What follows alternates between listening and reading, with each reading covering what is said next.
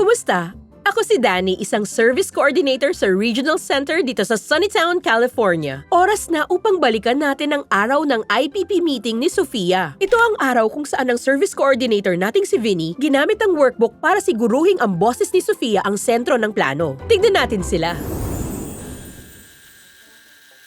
Okay, Pamilyang Ramos, salamat kay Mommy. May ideya na ako kung anong mga suporta ang pwedeng ibigay kay Sofia. Mukhang ang mga life area na gustong pagtuunan niya ng pansin ay yung family relationships, community participation, at supports at home. Simulan natin sa family relationships. Sofia, kumusta ka rito?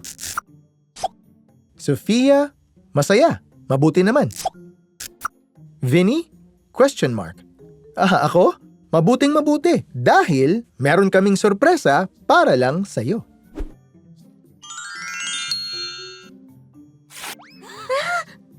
Pinakauna sa family relationships, yung pakikipag-usap.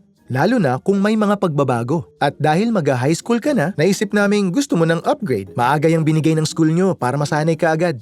Family relationships? Check.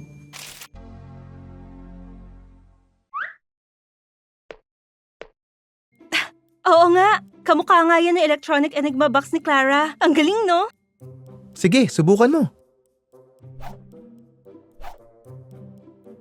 Masaya, electronic pad, astig. Wow, sandali lang. Aayusin ko. Mabilis lang. Pumili ng bagong boses. O ayan, mas okay na? Oo. Ayos. Sige, mabalik na tayo. Sofia, mukhang hindi na mahalaga sa'yo ngayon ang lumipat sa Paris.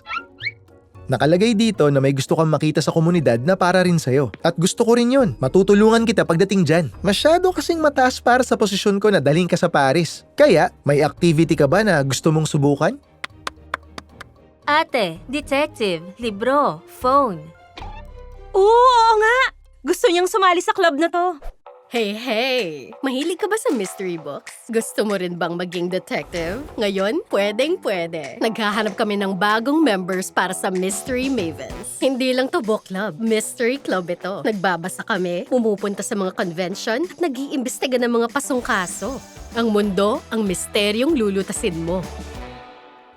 Kung ganon, gusto mong sumali sa Mystery Mavens? Sa tingin ko, pwedeng-pwede yun. Pero kayo naman po, ano sa tingin nyo? Mukhang masaya, Miha. Community participation? Check. Oo nga, pero marami ring dapat pag-isipan tulad ng paano papunta ron.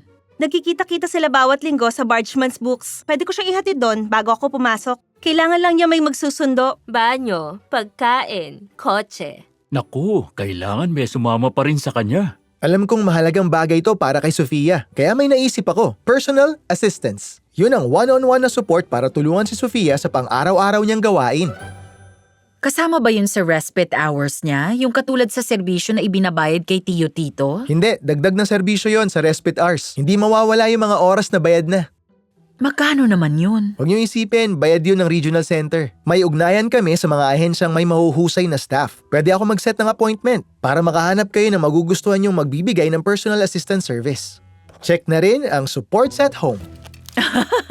Meron bang may gusto sa inyo ng maiinom? Ano, babalik ako agad? Ano nangyari kay Mama? Oh, Isabel, anong problema? Kasi alam kong dinisenyo ang IPP workbook para makatulong kay Sofia. Pero nung sinasagutan na namin yung tanong tungkol sa pang-araw-araw niyang kailangan, na-realize kong ako ang kailangan niya. Hindi ako sigurado kung personal assistance nga ang tamang desisyon para kay Sofia o para sa buong pamilya namin. Kahanga-hanga kang ina, pero hindi mo laging masasamaan si Sofia, lalo na't lumalaki na siya. Paano kung magkaroon ng emergency at mahiwalay si Sofia sa personal assistance professional niya? Paano sila magkikita nun? O paano kung kailangan niyang tumawag sa 911? Paano niya magagawa yun? Paano kung gumawa tayo ng emergency plan kasama si Sofia at idagdag yun sa IPP niya? Paano natin gagawin yun? Pwedeng kumuha kayo ng phone para kay Sofia para ma-share niya ang location niya. Sa tulong nun, ikaw o ang personal assistance professional niya, mahahanap si Sofia pag nahiwalay siya. I-save rin natin ang after-hours number ng regional center kung sakali lang magka-emergency. Mas panatag na ngayon ang loob ko. Pero dapat sure din tayong payag si Sofia sa planong to. Maniwala ka sa akin, 14 years old na siya. Gusto niya magkaroon ng cellphone. O sige, Kung itutuloy na talaga natin to, hindi sapat sa akin na magkaroon ka lang ng alalay. Kailangan natin ng plano sakaling merong emergency. Okay, gawin na natin to.